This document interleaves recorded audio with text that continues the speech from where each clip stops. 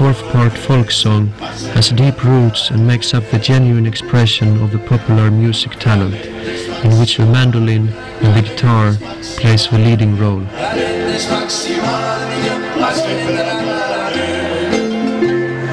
Music is definitely in the people's blood, and during Venetian domination the Zakynthos serenade developed, and the first music school was founded in Greece.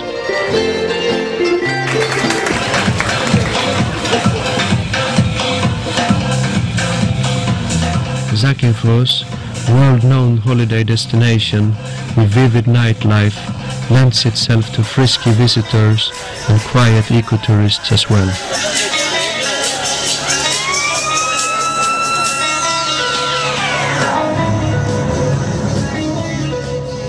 Outdoor parties finish at dawn and a new day of action starts.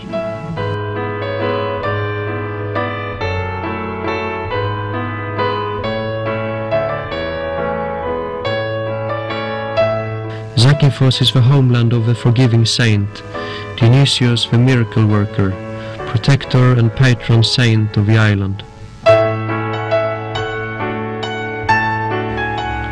Saint Dionysius, member of a distinguished family, was born on Zakynthos in 1547. In 1568 he became monk at the Strophades monastery.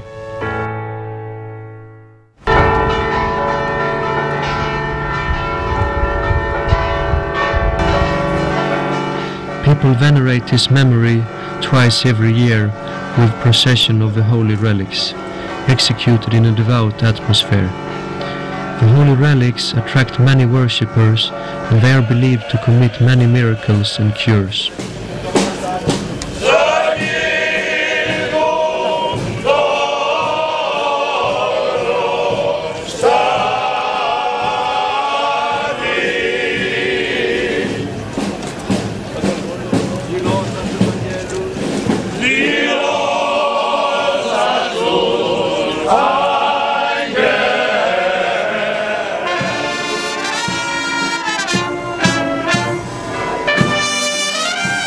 The religious ceremonies are characterized by devoutness, while the typical religious music of the island plays a dominant role.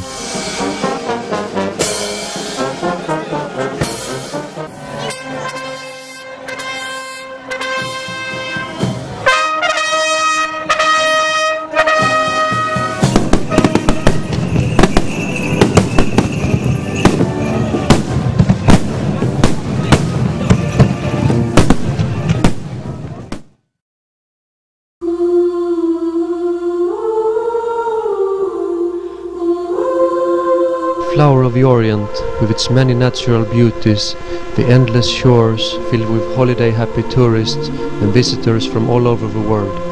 The wild towering cliffs of the west coast are sources of great amazement. The valuable folklore of the inland villages and the delicate pieces of architecture, the bell towers that seemingly split the sky next to every church.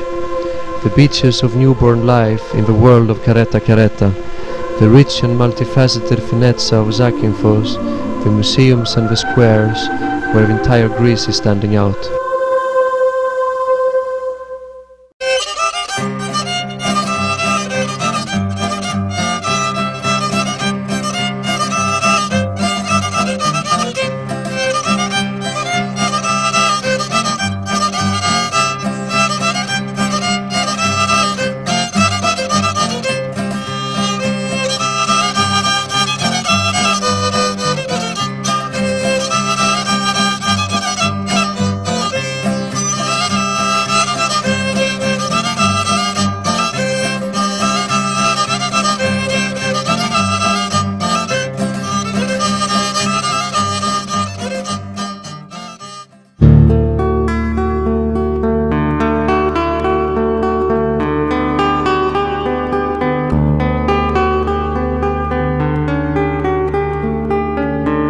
Fiore di Levante, το λουλούδι της Ανατολής λοιπόν, όπως αποκαλούσαν τη Ζάκυνθο οι Βενετοί, ένας καταπράσινος κήπος με περιβόλια, αμπέλια και πευκοδάση, στεφανότητα από χρυσές αμμουδιές και βραχώδεις εξάρσεις, και το σύνολο επιπλέει γαλήνια πάνω σε διάφανα γαλαζοπράσινα νερά.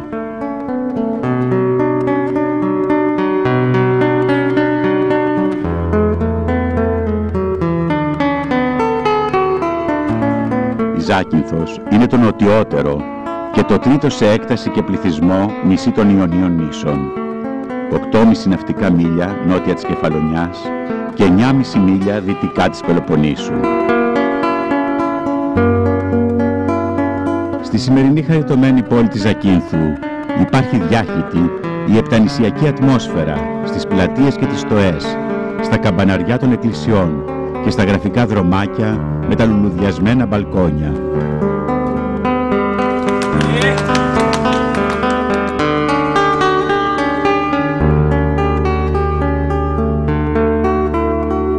Πάνω από την Πόχαλη δεσπόζει το ενετικό κάστρο με την υπέροχη πανοραμική θέα του προς τη σημερινή πόλη της Ζακύνθου και τη θάλασσα του Ιωνίου.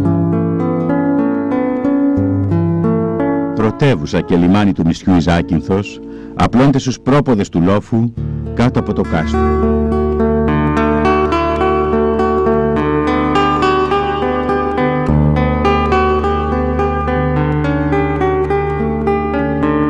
Ο λόφος του Στράνη σίγουρα είναι ένας ξεχωριστά ιδηλιακός τόπος. Εδώ ο Διονύσιος Σολωμός, βλέποντας τη θέα κάτω στη μεγάλη πεδιάδα της Ζακύνθου, είχε τη θεία έμπνευση και έγραψε τον εθνικό ύμνο. Στην πλατεία Σολομού η τράπεζα, το Μουσείο Ζακύνθου, η βιβλιοθήκη, μεγαλοπρεπή κτίρια με κύονες και τοξωτά παράθυρα και δίπλα το Μεταβυζαντινό Μουσείο. Λίγο μακρύτερα, στην ιστορική πλατεία Αγίου Μάρκου, συναντούμε το Μουσείο Σολομού, Κάλβου και επιφανών Ζακυνθίων.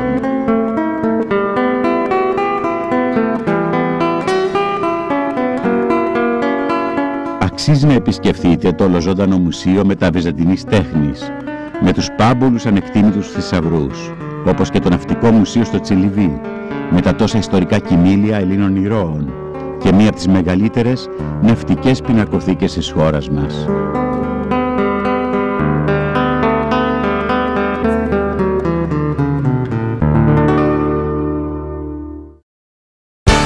Ξεκινώντας την περιήγησή μας στη Ζάκυνθο, η παραλία πλάνου Τσιλιβί στα βορειοανατολικά του νησιού ξεχωρίζει για την καθαρότητα της θάλασσας, ενώ προς το βορρά υπάρχουν και άλλες τουριστικά αναπτυσσόμενες παραλίες όπως το Τρακάκι, η Κυψέλη ή το Γερακαρίο.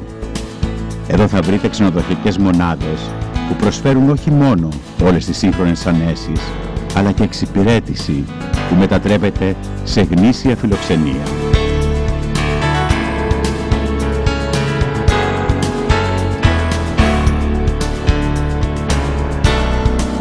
Η εκτεταμένη παραλία με την ψηλή άμμο και τα ρηχά ασφαλή νερά στις αλικές, στα βορειοανατολικά του νησιού, γίνεται πόλος έλξης για τον οικογενειακό τουρισμό.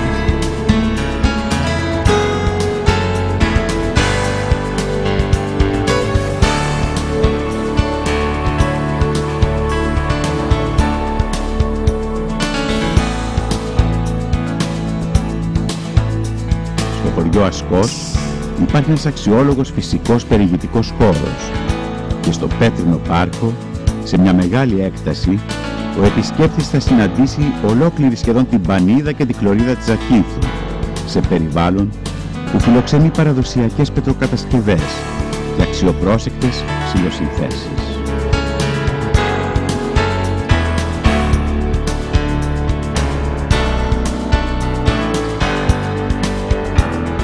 Συνεχίζοντας βόρεια, στο ακρότητο σημείο της Ζακύνθου, συναντούμε το χωριό Κορίθι, το ακροτήριο Σκινάρι και το Φάρο. Εδώ, στην ευρύτερη περιοχή, υπάρχουν σφουγγάρια, κοράλια και τριπλές καμάρες και ο καθένας μπορεί να κάνει το μπάνιο του σε πεντακάθαρα, κρυστάλλινα και διάφανα εξωτικά νερά.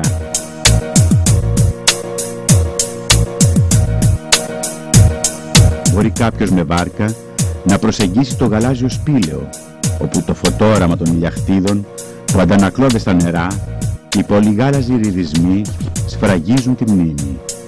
Ακόμα, να αφαιθεί στην άνεση που χαρίζουν τα ταχύπλα σκάφη με το γυάλινο πυθμένα και να απολαύσει ένα στεγνό υποβρύχιο του.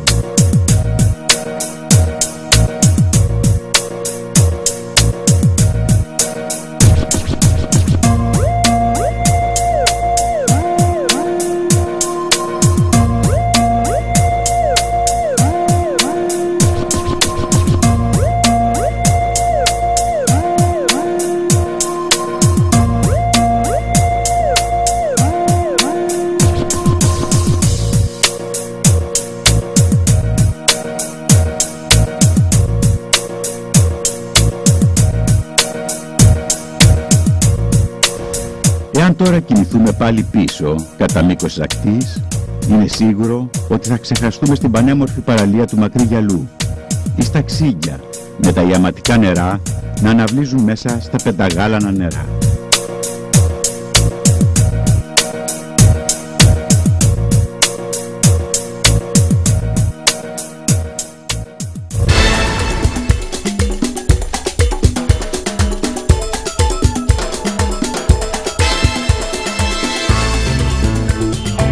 Αρκετά νοτιότερα, πιο πέρα από την πρωτεύουσα, την ατέλειατη παραλία του Γέρακα, μια από τις ήσυχες και προστατευόμενες περιοχές που χρησιμοποιεί για την αναπαραγωγή της η χελώνα Καρέτα-Καρέτα.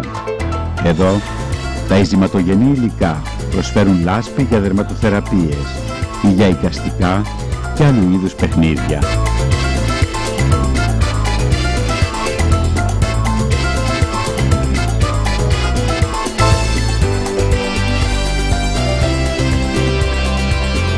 Στην ευρύτερη περιοχή, πολλές ονειρεμένες παραλίες προσφέρονται για όλα τα θαλάσσια σπορ, όπως το Πόρτο Ρώμα, ο Άγιος Νικόλαος ή το Πόρτο Ζόρο, με τους χαρακτηριστικούς του βράχους να ξεπετάγονται στη θάλασσα.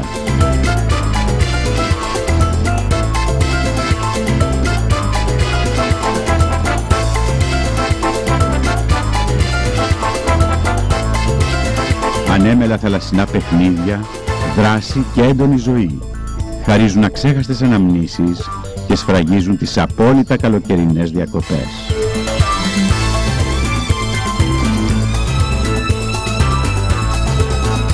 Όμως η χαρά και η δράση του νερού μπορεί να συναντήσει και το κατάλληλο πεδίο στην ενδοχώρα, αφού μικροί και μεγάλοι αναπτύσσουν ταχύτητες απίθανες σε αξιόλογες κλίσεις.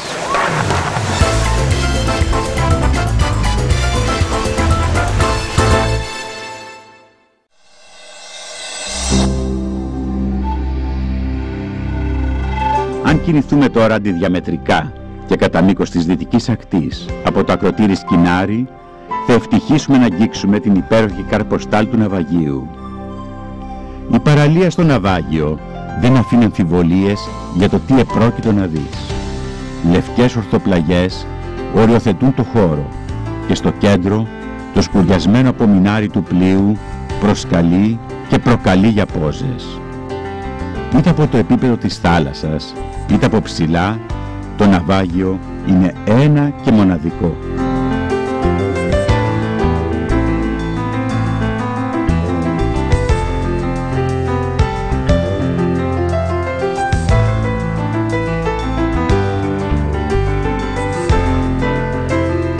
Στη βορειοδυτική πλευρά ξεδιπλώνεται το φυσικό μεγαλείο της Ζακίνθου και η δαντελένια ακτογραμμή στο Πόρτο Βρώμη που ακολουθεί είναι ένα όνειρο.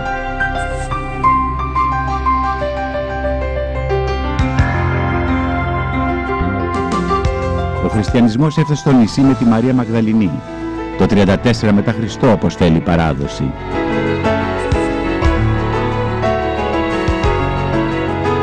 Υφυλατώντας τα νοτιοδυτικά της Ζάκυνθου, φτάνουμε και στο φάρο του Κεριού, όπου οι λάτρεις της περιπέτειας θα ακολουθήσουν τα διάφορα παρακλάδια του μονοπατιού για να προσεγγίσουν οπτικά και μόνο το μεγαλείο των απόκρημνων πλαγιών.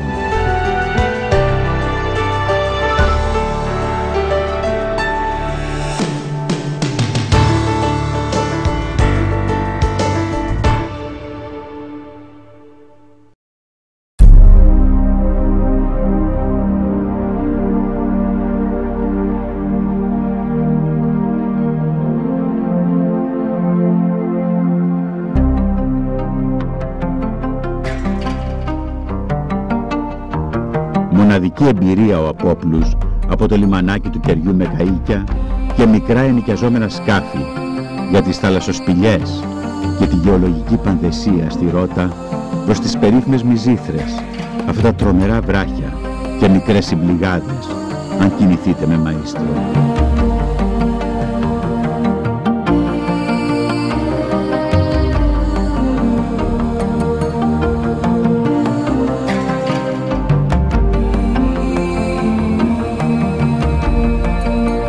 Θαλασσινά καταφύγια και κρυμμένες παραλίες παντού, ένα φυσικό περιβάλλον, ιδιαίτερα φλίαρο, αλλά και ελκυστικό.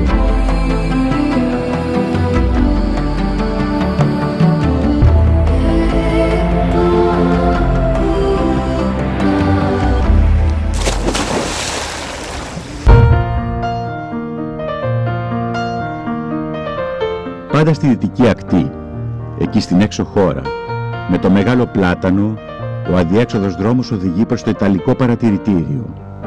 Εδώ βασιλεύει η απόλυτη ερημιά, κυριαρχεί καταλυτικά η γαλήνη και τα χρώματα της Δύσης, καθώς ο ήλιος βυθίζεται στο πέλαγος, είναι απλά ανεπανάληπτα.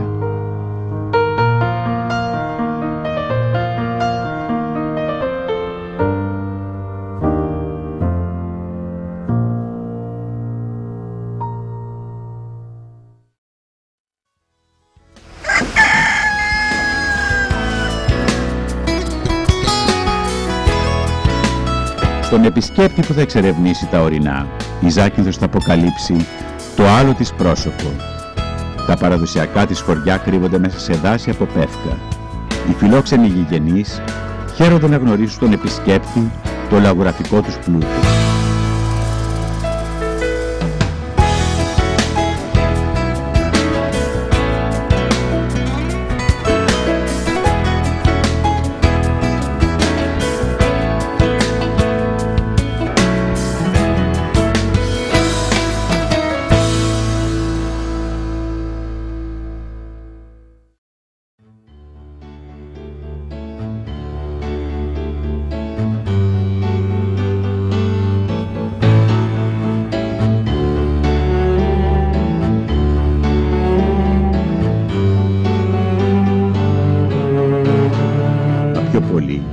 Καμαρών για τις εκκλησιές τους, με τα ονομαστά και τόσο ξεχωριστά καμπαναρία τους.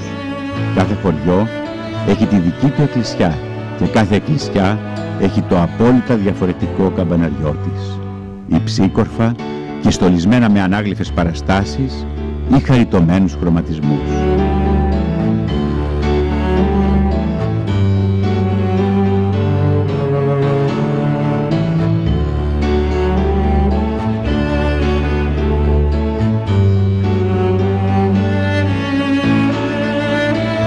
Για χιλιάδες χρόνια οι άνθρωποι εδώ έπαιρναν τους καρπούς της γης και βέβαια ο Ζακυνθινός Σύνος προάγει το ταπεραμέντο για μουσικά ταξίδια με καντάδες και τετράφωνες αρέκες. Τα τοπικά κρασιά, οι κολόνιες, από τα ευωδιαστά ενδυμικά φυτά, το λαδοτήρι και το μαντολάτο είναι από τα προϊόντα που θα πρέπει να προτιμήσετε.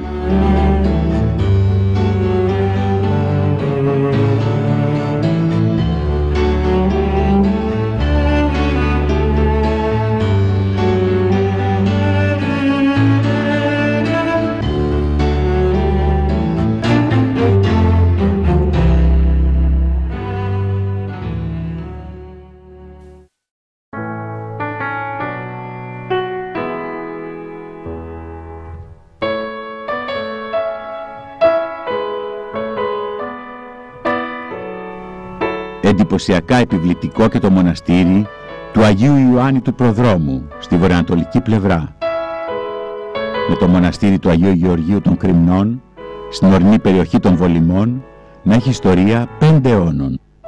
Η πτέρυγα με τα παλιά κελιά, το παλιό πηγάδι, η στέρνα, το μικρό καθολικό, ο παράξενος πύργος, οι αμφίπλευρες σκάλες, όλα έχουν κάτι που πραγματικά αναδίνει μεγαλείο. Στο ορεινό χωριό κυλιωμένο, η εκκλησία του Αγίου Νικολάου σηματοδοτείται με το περίφημο πέθρινο σκαλιστό καμπαναριό του 1893. Στο κερί, η Παναγία η Κεριώτισσα κοσμείται από θαυμάσιο τέμπλο σε στυλ μπαρόκ και στο Μαχαιράδο οι μελωδικές καμπάνες της Αγίας Μαύρας ακούγονται χιλιόμετρα μακριά. Κάπου νοτιότερα, 37 μίλια από τη Ζάκυνθο, μόνο κέριμο και αποκομμένο από κάθε ελληνική ακτή, υπάρχει το σύμπλεγμα των στροφάδων νήσων. Εκεί, στα στροφάδια των ναυτικών, με το φρουριακής δομής μοναστήρι, οι εκδρομείς προσκυνητές καταφτάνουν για να γνωρίσουν ένα ακόμα θησαυρό της ελληνικής επικράτειας. Οι νήσοι στροφάδες αποτελούνται από δύο νησάκια, το Σταμφάνιο και την Αρπία. Το πρώτο, που είναι και το μεγαλύτερο, έχει καλλιεργήσιμες εκτάσεις και φυσικά το μεγαλειώδες κτίσμα της Μονής της Παναγίας της Παντοχαράς. Στην αρχαιότητα, το σύμπλεμα των στροφάδων λεγόταν πλωτές, αφού αυτές οι επίπεδες και χαμηλές γλώσσες στεριάς μοιάζουν επιπλέον στη θαλάσσια επιφάνεια.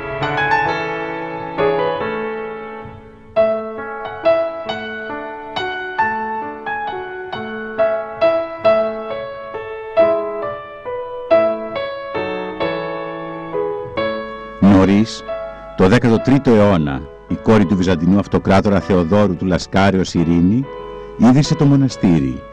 Σκοπός, αυτή η ακρότατη και απομονωμένη γωνιά που προσφερόταν για ασκητισμό να λειτουργεί και σαν προπύργιο βυζαντινό, αλλά και παράλληλα οι μοναχοί να αποτελούν και τοποτηρητές της γαληνοτάτης δημοκρατίας της Βενετίας.